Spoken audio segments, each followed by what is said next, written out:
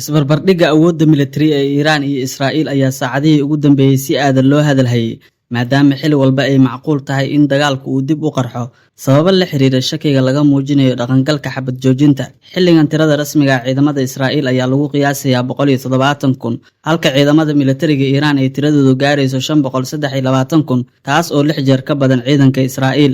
Sidoo kale bedka dhulka Iiraan ayaa aad uga weyn Israa'iil, waxaana bulshada Iiraan ay yihiin ku dhowaad 90 milyan, taas oo 10 jeer ka badan dadka Israa'iil oo ah ku dhowaad 10 milyan. Ciidamada badda ee Iiraan ayaa haysta ilaa 220 markab, halka Israa'iil ay leedahay 60 markab oo qura, waana arrin bidhaaminaysa in Iiraan ay dhanka badda uga awood badan tahay Israa'iil. Sida la ogyahay, 523,000 ee ciidanka Iiraan waa kuwo leh cutubyo kala duwan oo ciidamo ah, waxaana cadadan ka mid ah 350 oo ah ciidamada rigliga ah iyo ugu yaraan 150,000 oo ah ciidamada ilaalada kacaanka ee loo soo gaabiyo IRGC.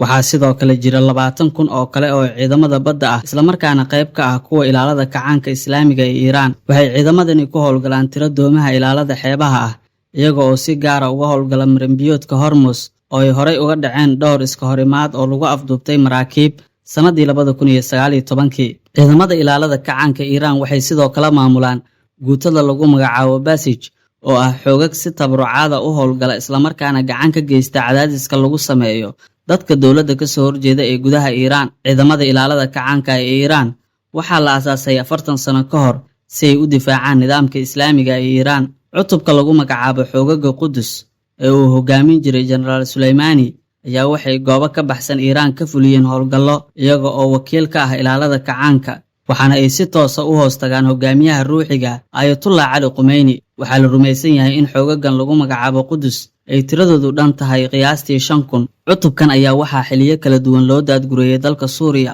waxaana qayb ka ahaa taliyayaal militari oo daacad u ah madaxweynihii Suuriya ee xukunka laga tuuray Bashaar al-Asad. Balse Maraykanka ayaa sheegay in xoogaga Qudus ay door ballaaran ciyaarayaan, iyaga oo taageero dhaqaale, mid tababar iyo qalabba siinaya ururo ay Washington u aqoonsan tahay argagixiso, kuwaas oo ka howlgala Bariga Dhexe. Waxaana ururadaasi ka mid ah ururka Shiicada ee Xisbullah, kooxda Falastiiniyiinta ee Islaamic Jihad iyo sidoo kale Xuutiyiinta Yemen.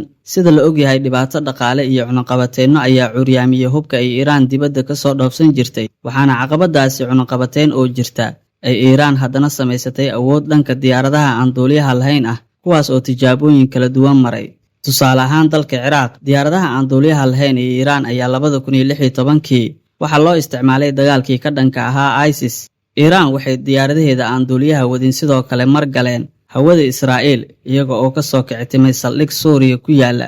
Bishii Juun 2019, Iiraan ayaa soo riday diyaarad nooca aan duuliyaha lahayn ah, taas oo uu leeyahay Maraykanka, waxaana Iiraan ku andacotay in diyaaraddaasi ay soo gashay hawadeeda, taas oo noqotay mid walaac ku abuurtay Maraykanka.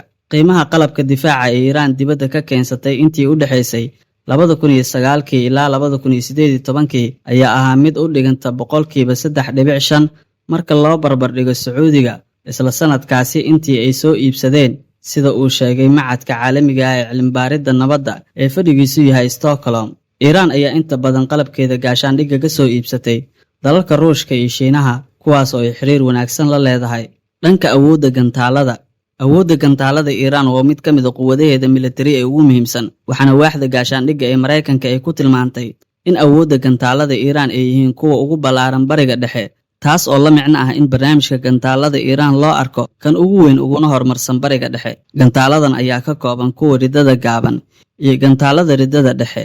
Waaxda gaashaandhigga Maraykanka ayaa sidoo kale sheegtay in Iiraan ay tijaabinayso tiknoolajiyadda hawada sare si ay awood ugu yeelato horumarinta gantaalada qaaradaha isaga gudba oo iyagu meel fog gaari kara.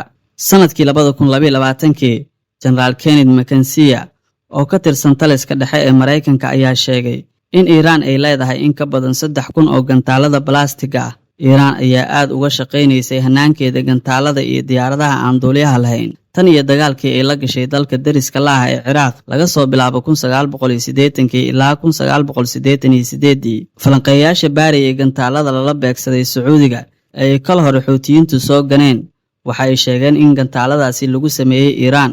Sida ay daraasaduhu sheegayaan, Israa'iil ayaa in ka badan Iiraan bajedkeeda difaaca ku bixisa dhaqaale badan, waxaana bajedka difaaca Iiraan uu ahaa qiyaastii 7.4 bilyan oo dollar sanadihii 2022 iyo 2023, halka Israa'iil uu ahaa in ka badan kala bar intaas oo qiyaastii ah 19 bilyan oo dollar.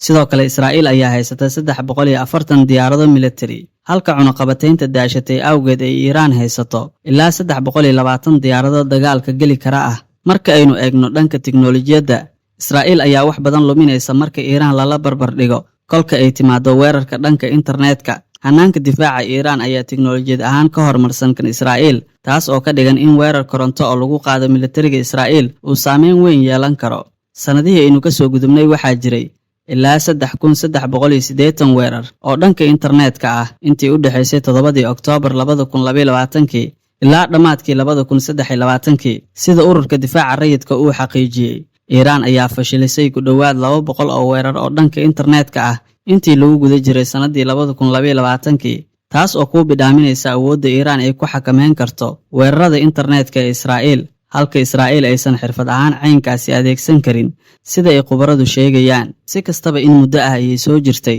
xurgufta iyo khilaafaadka ka dhaxeeya Iiraan iyo Israa'iil, taas oo iminka gaartay weerarada dhanka cirka ah. Waxaana xusid mudan in 12kii cisho ee duqeyntoodu socotay ay Israa'iil u baqday jiritaankeeda, maadaama la curyaamiyey hanaankeeda difaaca, taa oo kaliftay inay u qaylo dhaamiyaan Maraykanka. Waxaana xitaa iyadoo Maraykanka taageero ka helaysa uu Israa'iil dagaalkani tusay in waqtigan aysan u babacdhigi karin Iiraan, taas oo libin ballaaran u ah xukuumadda Tehraan.